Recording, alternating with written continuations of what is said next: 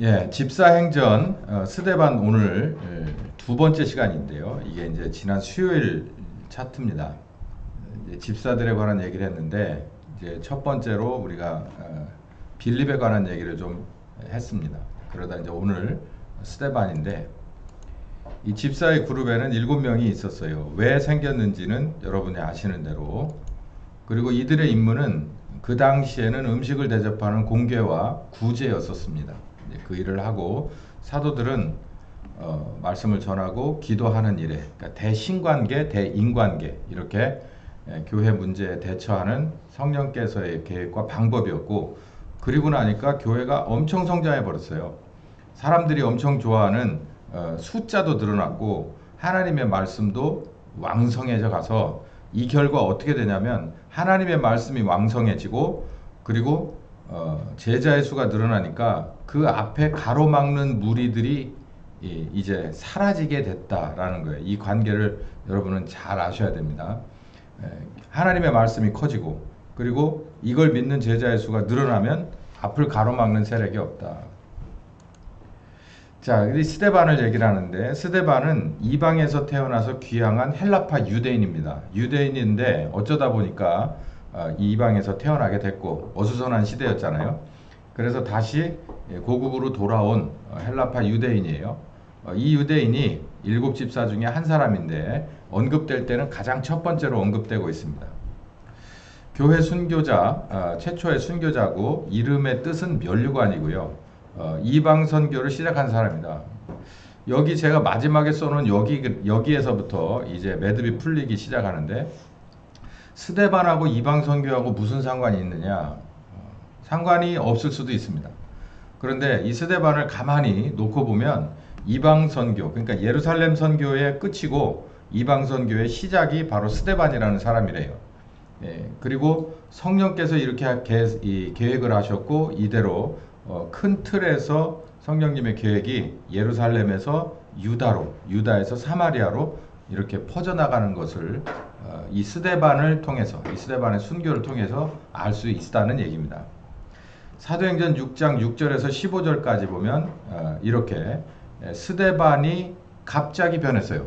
우리 스데반이 변했어요. 우리 스데반이 항상 교회 안에서 정말 이 공궤에 그리고 구제의 사각지역이 없나 이렇게 살피던 아주 이렇게 그 매의 눈으로 잘 살펴보던 사람이었어요. 그러다가 어느 날 갑자기 이 스데반이 은혜와 권능이 충만한 그리고 기사와 표적이 마구 일어나는 그런 사람. 이건 사실 사도들의 전유물이다시피 했고 임무 이 나눔에서 사도들이 해야 될 일과 그리고 집사가 해야 될 일 중에서 이건 사도들에 해당하는 일이었어요. 그런데 우리 스데반이 바뀌었다니까. 어느 날인가. 그러니까 뭐 할 때 되면 뭐 한다고 스데반이 이제 자기 할 일을 다 끝난 거예요. 자기 할 일을 다 끝내놓고 그러니까 집사로서의 일을 끝내고 결국은 사도들의 일에 이렇게 같이 중첩되는 일을 하기 시작하는 거예요. 이게 보면은 질서가 좀 살짝 꼬여요. 왜냐하면 이게 여러분 여기 제가 언급했듯이 여기 6장 1절부터 보면은 교회 그럴 만한 문제가 있었고 그래서 업무 분담을 했고 그게 하나님의 뜻대로 잘 돼서 결과가 좋았어요. 그런데 갑자기 스데반이 훅 하고 들어온 거예요. 은혜와 권능이 충만한 그리고 기사 표적 그러니까 대신관계의 일이 집사의 손에서 막 이루어지기 시작하는 거예요. 그러다가 어떤 식으로 됐느냐면 특이하게 된 일이 뭐냐면 사도행전 2장에도 베드로를 비롯한 120명의 성도들이 그냥 혀가 꼬여가지고 방언을 하기 시작했어요. 주변 나라 사람들의 언어로 복음을 선포하기 시작했는데 그거하고 비슷한 맥락이 같은 일이 여기 벌어지는 거예요. 120명의 성도들이 그냥 혀가 꼬여서 갑자기 술에 취한 사람들처럼 막 여기저기 막 돌아다니면서 그런 얘기를 했을 때 자기 고국의 언어는 들리잖아요. 그런 소동이 일어나고 베드로가 정리정돈을 했듯이 여기 보면 스데반이 혼자 돌아다닌 거예요.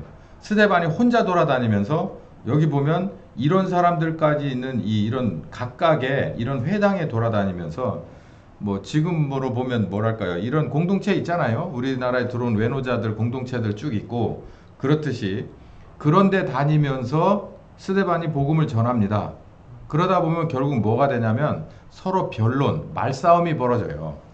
우리 그렇게 생각하지 않는데 네 그렇게 생각하냐? 그러면서 왜 그러냐면 이제 서로 말이 오고 가기 시작해요. 이게 좋은 쪽으로 변론이 마무리가 될 수도 있고 대부분 썩 좋지 않은 쪽으로 마무리가 될 수도 있는데 이런 일을 벌이면서 돌아다닙니다. 그런데 그 과정에서 어떤 일이 막 일어나느냐면 은혜와 권능이 충만했기 때문에 기사와 표적도 일어나고 그리고 저들에게 절대로 논리적이나 아니면은 여러 가지 면에서 절대 지지 않는 이런 싸움꾼이 돼가지고 돌아다니기 시작하는 거예요. 자, 그래서 생각보다 문제가 심각해지게 됩니다. 그래서 이 스데반을 데려다가 이제 곤경에 빠뜨리고 이제 싸워도 이길 수 있는 방법이 없기 때문에 스데반을 데려다가 이제 이걸 스데반을 어떻게든 잡아야지라고 하는 이제 작전을 펼쳐서 결국은 순교로 이어지게 됩니다. 집사 스데반을 좀 더 들여다볼게요. 은혜와 권능이 충만한 사람이었습니다. 8절에 그렇게 되어 있고 복음을 전하는 것은 사도의 몫이었지만 스데반에게도 웬일인지 그렇게 복음을 전했다. 여기 보니까 우리는 기도와 말씀 전하는 것에 전무할 것이다 라고 서로 업무 분담을 했는데 이런 일이 일어나기 시작했다는 거예요. 왜 그랬을까 라고 하는 건 스데반의 변신은 스데반이 그러고 싶어서 그런 게 아니라 성령께서 새로운 계획을 가지셨기 때문이에요. 여러분 생각해 보세요. 사도행전 1장 8절에 이런 말씀을 했어요. 예루살렘에서 온 유다와 사마리아와 땅끝까지 성령께서 오시면 너희가 권능을 받고 예수의 증인이 될 것이다. 그러면 제자들이 할 일은 성령님을 기다리는 일이었고 두 번째는 성령께서 오셨을 때 성령님을 따라가는 거가 있었어요. 그러면 성령께서 우리 예루살렘에서 그러니까 예루살렘으로 오셨으니까 예루살렘 돌아다니면서 일하는 건 쉬운 일이에요. 아주 그건 당연한 일이고 그러면 유다로 넘어가고 사마리아로 넘어가자라고는 뭐라고 얘기하겠냐는 거예요. 야 모여봐 오늘 몇 시까지 모여봐. 그래놓고 이제 성령께서 이렇게 공지사항인데 이번 달까지는 여기서 전도하고 이제는 유다를 넘어갈 거야. 그러니까 유다를 넘어갈 사람들 먼저 자원자 있냐? 그래가지고 물어보고 이런 식으로 하지 않았어요. 그리고 그렇게 상의하거나 그렇게 서로 소통하면서 일을 하지 않는 대신에 성령께서는 이런 식으로 일을 했다는 거예요. 그게 바로 스데반 한 사람을 감동해서 그 사람을 통해서 일을 하기 시작합니다. 제가 이 안으로 성경을 읽으면서 이 안으로 들어가 보니까 당시의 교인들이 스데반을 오해했을 수도 있을 것 같아요. 왜냐하면 저 사람은 분명히 집사 일을 하기로 하고 우리가 안수를 줬는데 집사 일이 아니라 사도의 일을 왜 자꾸 서로 걸쿠냐 이렇게 생각할 수도 있었을 것 같아요. 그런데 스데반은 성령께서 이렇게 지시를 하셔서 그렇게 할 수 있는 기회를 주셨을 때 순종하면서 잘 한 겁니다. 그랬을 때 나중에 가서 스데반이 죽고 나서 아는 거예요. 뭘? 이게 바로 성령께서 하시는 일이구나 라고 하는 걸 안 거예요. 그 참 성령께서 하시는 일이 참 우리가 생각하는 것과는 달라요. 우리 같으면 뭐 집사회를 하든 전체 회의를 하든 해서 이러저러한 중요한 일이 있는데 이걸 어떻게 했으면 좋겠어요 라고 얘기를 하겠죠. 그래서 우리들의 언어와 우리들의 뜻을 모아서 거기서 결의해가지고 어느 한 방향으로 가겠지만 성령께서 교회와 함께 일하시는 건 이런 식으로 일을 한다는 거예요. 그러니까 모두가 다 성령님의 새로운 비전을 볼 수는 없었다. 이 상황에서. 근데 누구는 따라갔느냐면 스데반은 따라갔다는 거예요. 그러니까 한 사람을 먼저 앞장 세워놓고 간다는 거예요. 그 각도에서 성경을 보니까 다 맞아 떨어져요. 여러분 가만히 보세요. 400년 동안 종살이하던 완전 종돼버린 그 히브리 민족을요. 이제 광야로 끌어낼 때 모세라고 하는 사람을 먼저 준비시키고 모세라고 하는 사람에게 먼저 비전을 보여줘서 가게 했어요. 이 사람들이 모두가 비전을 보고 따라간 게 아니에요. 어담절이 홍해를 건너가고 홍해를 건너가 40년 동안 온갖 것 가지고 모세를 그냥 아주 그냥 쥐어짜고 맨날 그렇게 쪽쪽 빨더니만은 그 안에서 죽은 사람들 다 죽고 나머지 사람들만 데리고 또 여호수아와 갈렙이 정탐하고 먼저 정탐하고 믿음 가지고 확신한 사람들만 또 들여보냈어요. 우리는 이게 구약시대 얘기인 것 같지만 신약시대도 마찬가지예요. 모둠이 다 있어도 결국은 어느 한 사람부터 시작하는 거예요. 예수님 한 사람으로부터 출발한 범죄 이야기가 한 사람으로부터 시작한 십자가로 해결됐다는 얘기예요. 한 사람이 그래서 중요한 겁니다. 이 스데반은 알고 따랐는지 모르고 따랐는지 아마 그냥 믿음으로 순종하면서 갔을 거예요. 그런데 이게 바로 성령께서 가지고 있는 새로운 비전의 출발이었다라는 것이죠. 이게 지난 수요일 날 드렸던 말씀의 핵심이었습니다. 예루살렘을 넘어가자라고 하는 것을 성령님의 언어로 이렇게 표현했다는 거예요. 한 사람을 대열에서 빠져나오게 해서 쑥 앞으로 직진하게 하고 많은 사람들이 오해할 수도 있고 이해할 수도 없었지만 저렇게 앞서가는 사람들을 앞서간 그 한 사람을 통해서 방향이 설정되고 그 사람으로 인해서 우리가 생각할 땐 올바르든 합당하든 아니면 이게 부작용이냐 심각한 문제냐 이 문제가 아니라 성령께서는 그렇게 해서 계획을 세워서 이 무리들을 끌고 가시더라 라는 얘기입니다. 아까 제가 말씀드린 대로 모세 얘기도 하고 여호수아 얘기도 하고 예수님도 마찬가지죠. 예수님도 먼저 이 모든 인류에 관한 하나님의 선언을 예수님이 먼저 십자가를 지면서 뛰쳐나가서 해결하고 그리고 나머지 사람들이 따라가는 그런 시기였다라는 것입니다.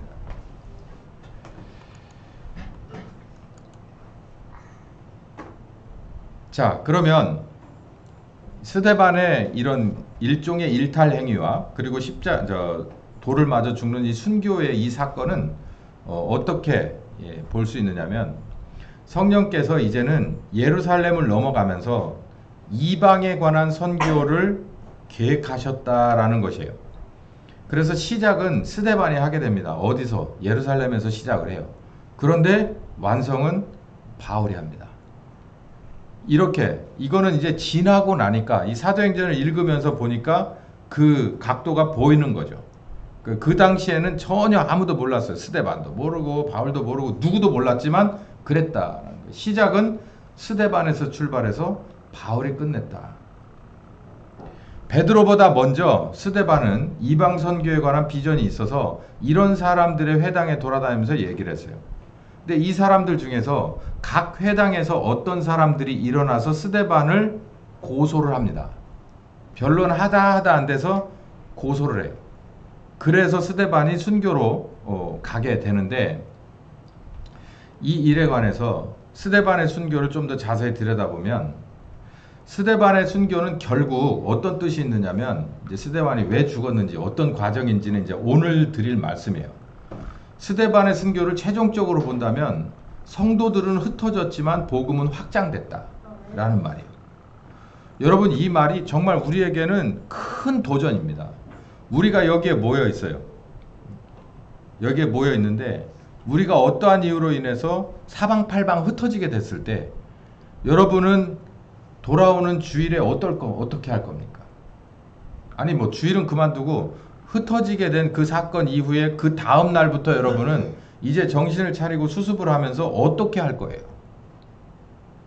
어떻게? 뭐 가족 단위로 흩어질 수도 있고 아니면 어쩔 수 없이 정말 개인 단위로 흩어질 수도 있습니다. 그러면 여러분은 이제 좀 정신을 차리고 난 그 다음에 어떻게 하시겠습니까? 근데 이들은 보니까 흩어졌긴 했는데 결과적으로 그 흩어진 사람들이 두루 다니며 복음을 전했다는 거예요. 신기한 일이잖아요. 불씨가 쉽게 꺼지질 않는 거예요. 그냥 이 참숯 불씨가 툭 하고 갔는데 거기서 근근히 살아남아서 이게 불로서의 역할을 하더라는 거예요. 그 어떤 건 그냥 티끌에 불이 붙으면 그냥 날아가다 땅바닥에 떨어지기 전에 없어지거든요. 훅 불면. 근데 이건 어딘가에 툭 떨어졌는데 죽을 것 같았는데 꺼질 것 같았는데 거기서 뭔가 자기 정체성을 드러내더라는 거예요. 이게 죽은 것과 사는 것의 차이예요. 이게 이 당시에 예루살렘 교회의 한 사람 한 사람의 정체성이었다는 거죠. 우리는 어떠냐라는 걸 고민해 봐야 될 필요가 있어요.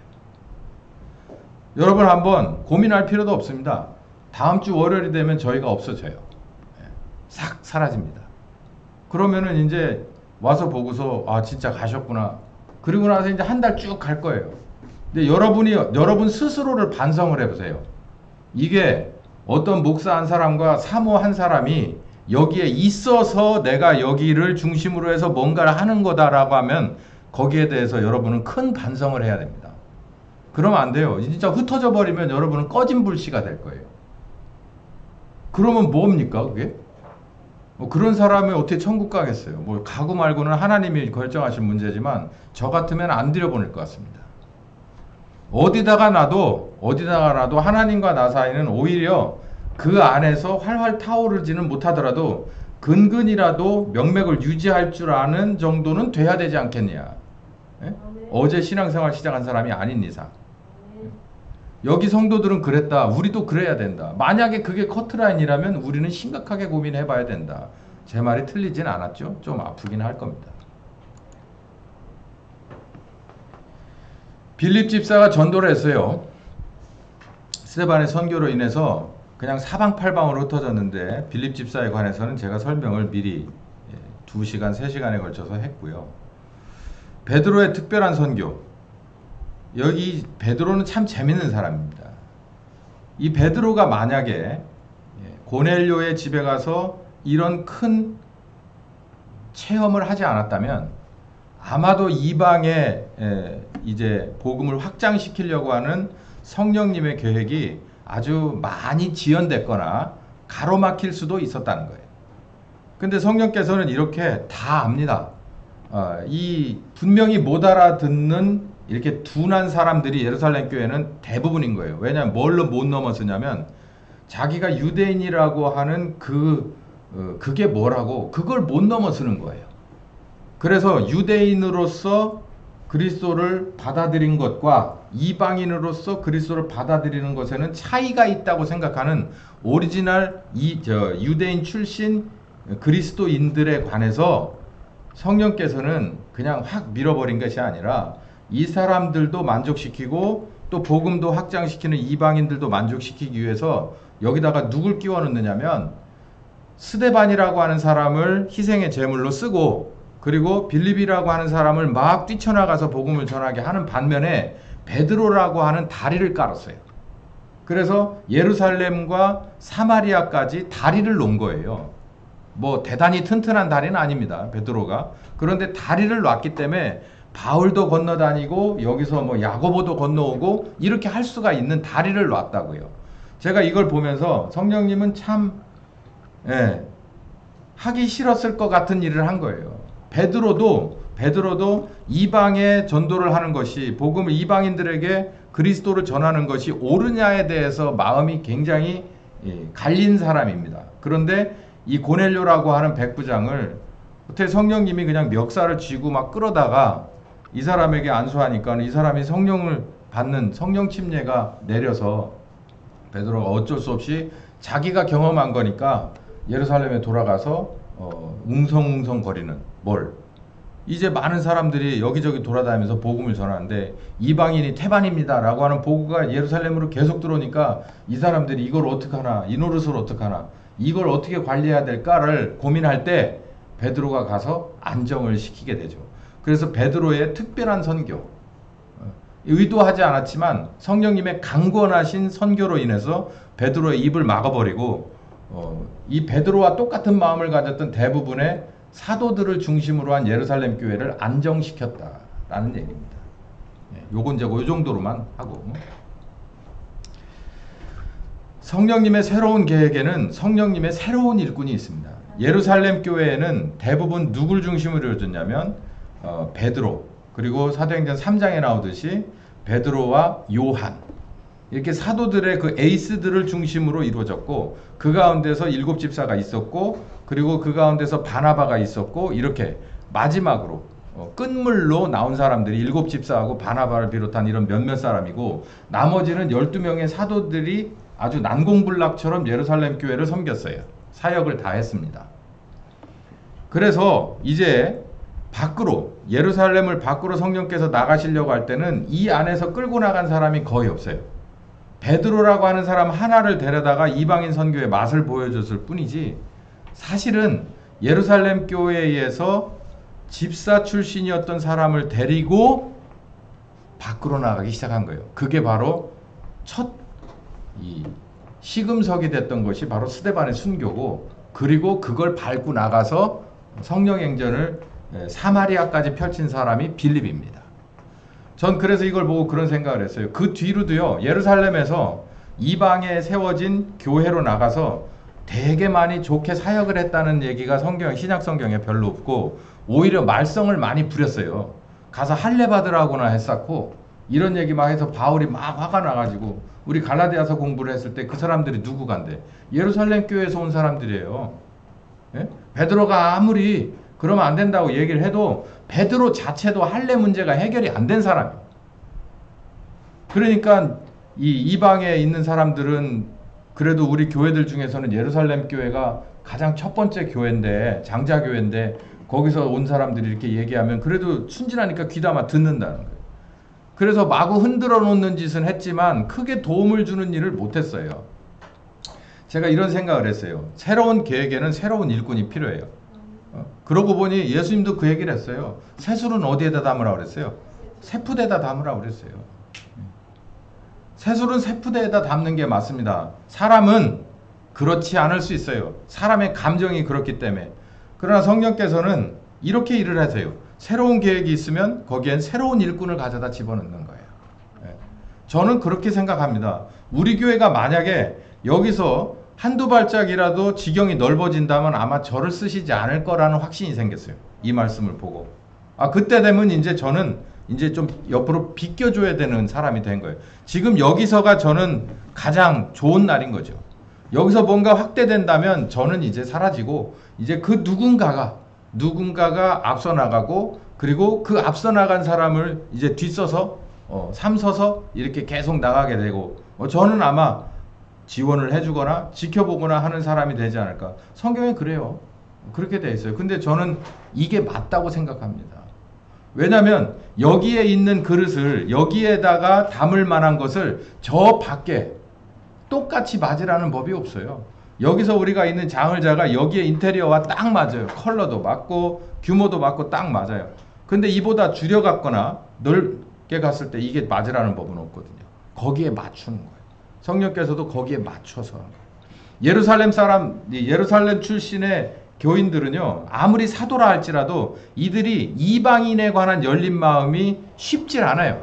그러니까 열린 마음 있는 사람들, 예루살렘 교회에서 이제 나중에 들어온 신세대들 중에서 이렇게 그 사람들을 데리고서 예루살렘을 떠나서 새로운 여정에 들어가게 되는 것을 볼 수 있습니다. 봐요. 베드로의 고넬료 전도. 이후로 베드로가 사도행전 후반부에 나온 적이 있어요?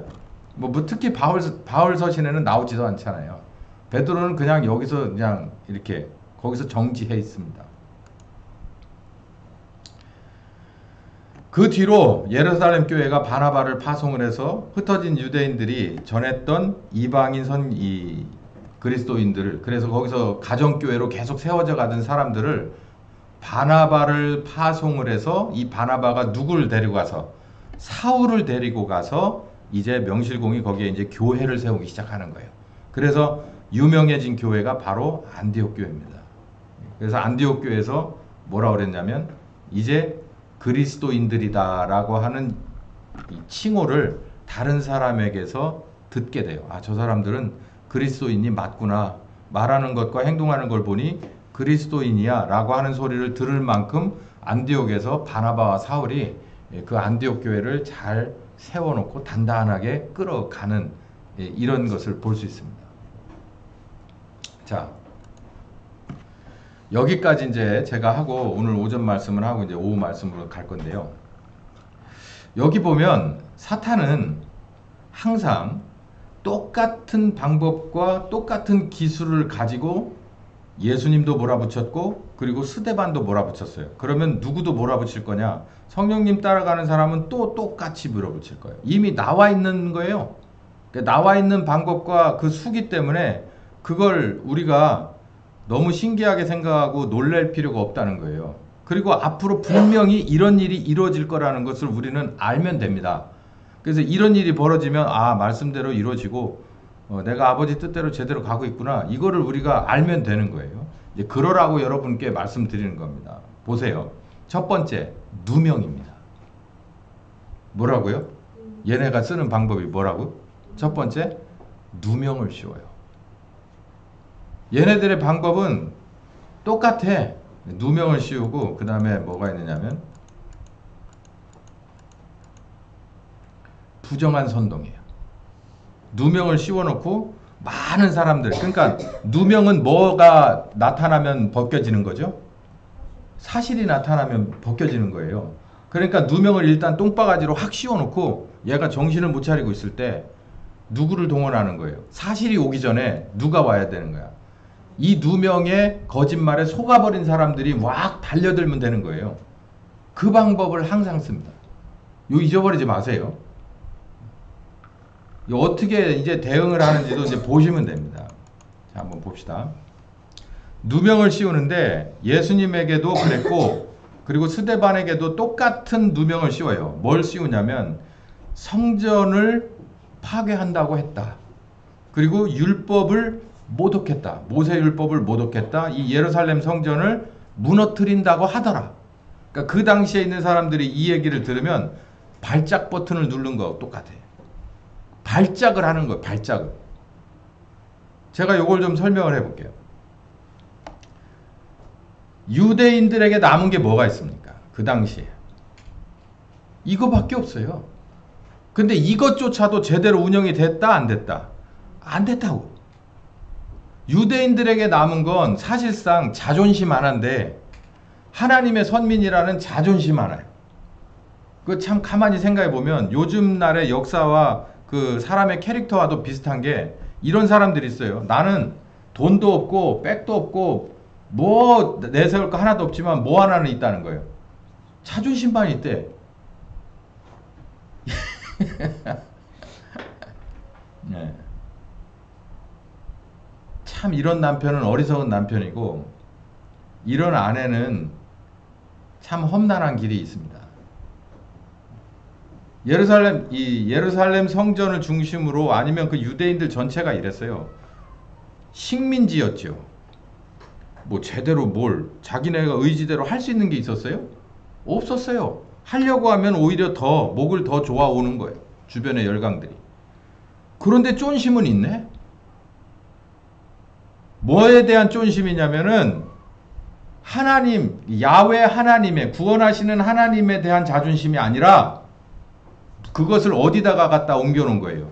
예루살렘 성전에다가 갖다가 묻어놓고 그리고 사문화된 모세 율법에다가 묻어놓고 마치 이런 거예요. 난 교회 다니는 사람이었어. 내가 어느 교회 출신인 줄 알아? 대전에 있는 어떤 교회 어떤 목사님 알아? 이거하고 똑같은 거예요. 근데 지금 나는 아무것도 안 하고 있어요. 아무것도 안 하면 그나마 오히려 더 별로야. 그런데도 옛날을 회상하고 내가 어느 목사와 어느 교회를 얘기한다면 지금 이 사람들하고 다를 게 없습니다. 근데 이 사람들에게 있어서 이렇게 말하는 거예요. 이 사람들이 성전을 헐고 사흘에 지을 수 있다는 나사렛 예수의 말을 이 스데반도 하더라. 이게 예수님도 요 얘기 때문에 사실은 군중들이 예수님에게 돌을 던지기 시작한 거예요. 죽이라, 죽여라, 죽여라.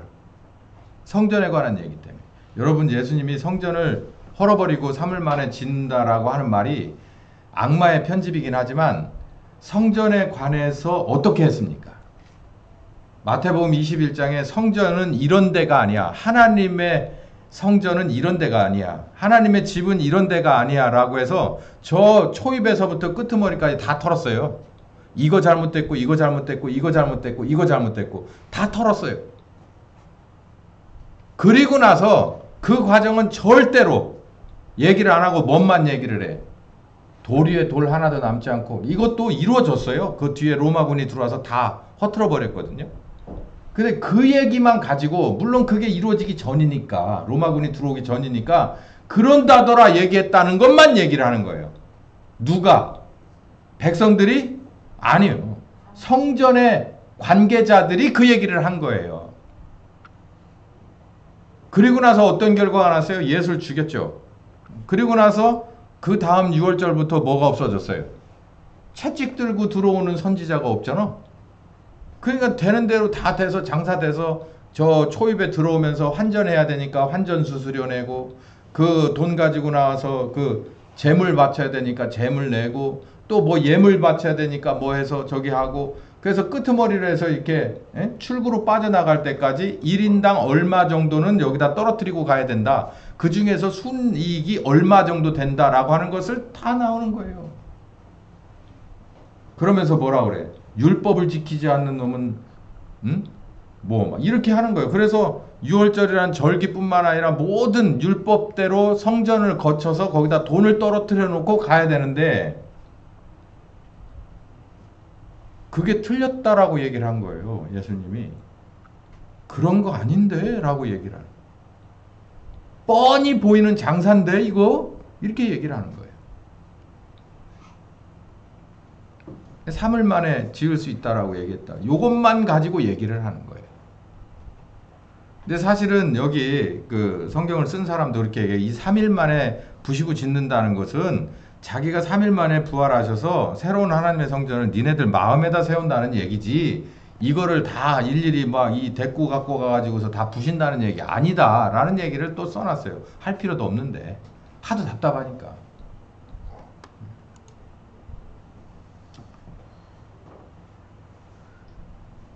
예수님을 죽일 때 이렇게 했어요. 이걸 가지고 했어요. 당신이 하나님의 아들입니까? 네가 말하였다. 내가 하나님의 아들이 맞는데 지금은 니네가 이런 식이지만 나중에 내가 구름 타고 내려올 때는 알게 되겠지. 그랬다고 그냥 들고 일어나서 정죄하고 빌라도에게 가서 사형을 거의 강압적으로 받아내서 예수님을 십자가에 몰아 넣습니다. 2명이죠. 이게 왜 2명일까요? 빌라도는 이걸 죄로 봤을까요? 아닐까요? 죄라고 보지 않았어요. 빌라도는 뭘 알아요? 빌라도는 정치인이잖아요. 그러니까 얘를 데리고, 그러니까 예수님을 데리고 이 앞에다 세워놓은 배우를 보는 거예요. 노련한 판사는 피고를 보지 않습니다. 피고의 배후에 있는 상황을 먼저 봐요.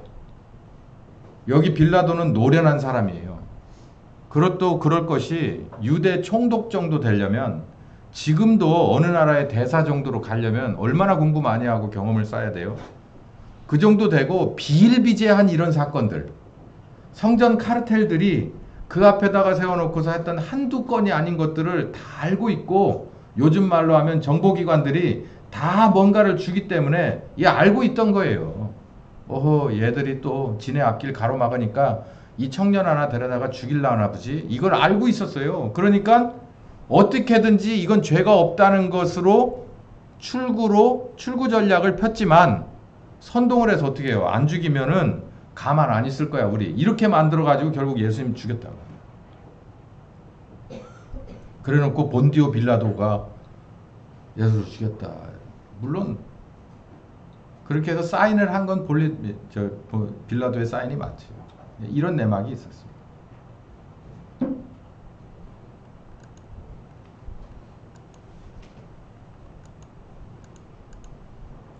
스데반도 똑같아요. 거짓 증인을 세웁니다. 그러면서 이 사람이 이 거룩한 곳과 율법을 거스려 말하는 것을 분명히 내가 들었어. 나사렛 예수가 이곳을 헐고 모세가 우리에게 준 규례를 고치겠다고 함을 우리가 들었어. 거짓 증인.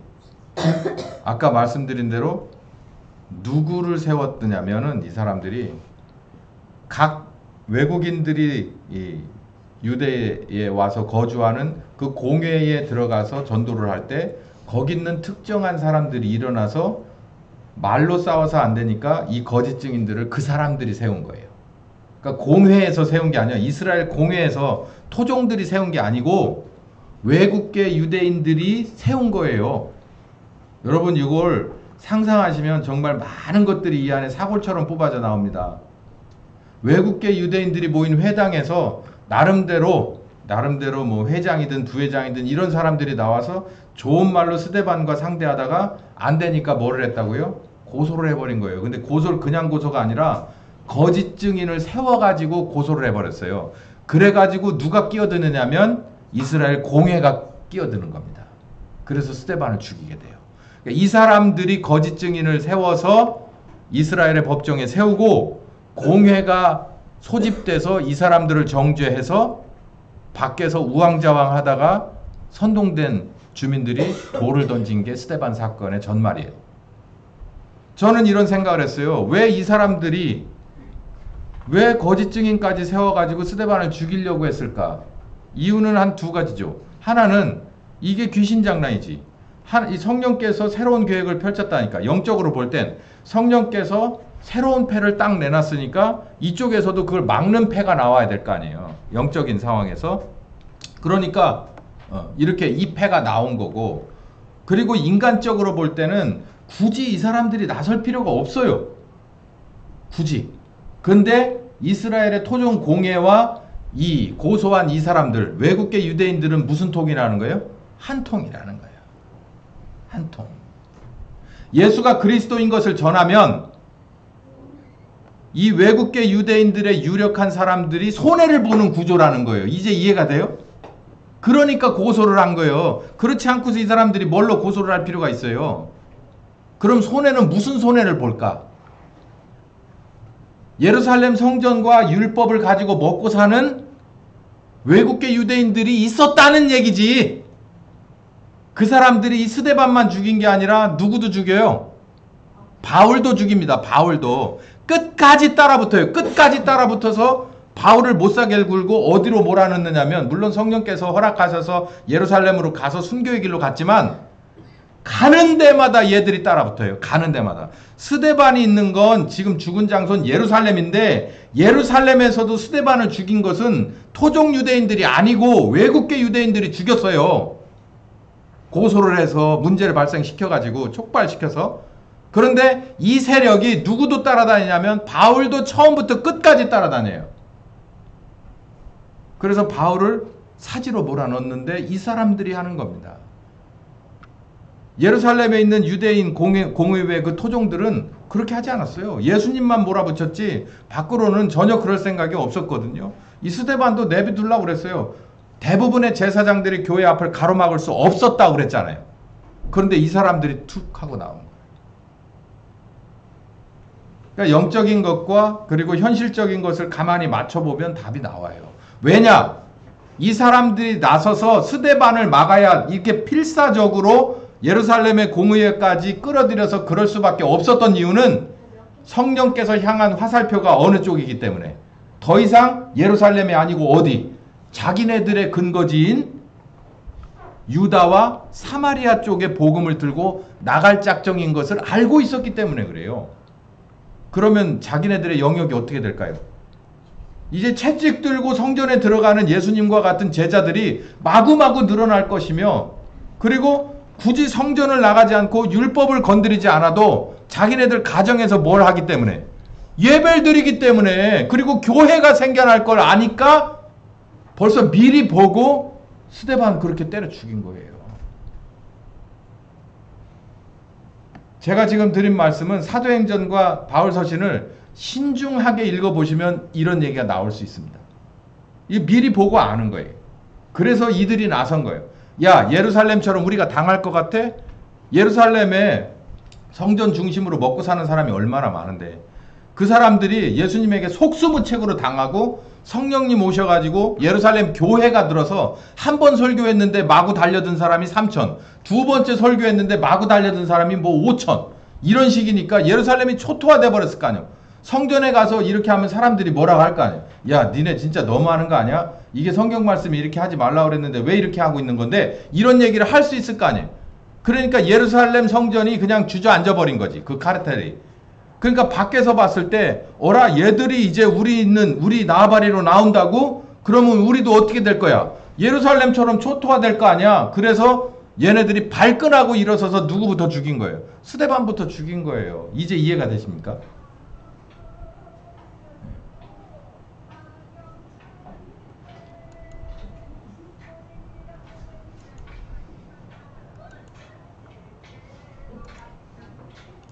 예, 끝날 시간이 다 된 것 같습니다.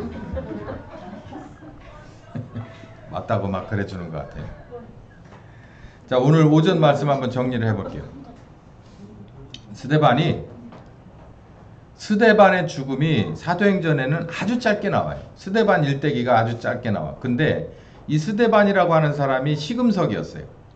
이 사람을 출발로 인해서, 이 사람을 디딤돌로 해서 성령께서는 아주 그 무한한 복음의 새로운 계획을 가지고 계셨고, 그리고 그 계획을 따라서 일사불란하게 자기가 헌신하고 준비하던 사람들, 뭐 빌립도 그랬고, 뭐 베드로도 그렇고, 또 그때는 몰랐지만 사울이 바울이 되고, 또 바나바가 헌신돼 있었고, 또 흩어진 사람들이 또 여기저기서 복음을 전하고 있을 때 그 흩어진 사람들을 중심으로 교회를 개척해서 새롭게 제대로 된 교회로 성장시킨 이제 바울이 나오게 됩니다. 자, 여러분, 이 얘기를 제가 왜 할까요? 이렇게 성경을 볼 수도 있구나. 뭐 그렇게 보셔도 좋습니다. 그렇게 하라고도 말씀드리는 거긴 해요. 근데 지금도 교회를 운영하시는 성령님은 판이 달라진 게 없잖아요. 교회 주인이 머리 대신 예수 그리스도, 그의 이름으로 오신 성령님인데, 그 성령님이 교회 주인이시라면 지금도 이 스타일대로 일을 한다고요. 이런 사람들과 이 스타일로 일하고 싶어 하신다는 거예요. 그래서 제가 말씀드립니다. 우리는 딱 한 번 해내고 말 거예요. 뭐를? 이런 교회. 여러분, 이대로 가실 예수님의 이름으로 축원합니다. 귀하신 주님 감사합니다. 이 말씀 잘 듣고 정말 이 광범위한 말씀들을 열심히 읽고 고민하며 기도하며 성령님 주시는 지혜와 지식으로 정말 그 안에 있는 많은 영적인 영양소들을 다 섭취하여 무럭무럭 성장하여 주님 원하는 일꾼이 다 되길 바랍니다. 그때까지 인도하여 주시옵소서. 예수님의 이름으로 기도했습니다. 지금은 우리 주 예수 그리스도의 은혜와 아버지 하나님 극진하신 사랑하심과 성령님 교통하시는 역사가 말씀 듣고 고넬료의 가정처럼 정말 이 말씀 묵상하며 기도하며 정말 신중하게 바라보는 한 10년과 가정과 교회 후에 함께 하시길 예수님의 이름으로 축원하옵나이다. 아멘.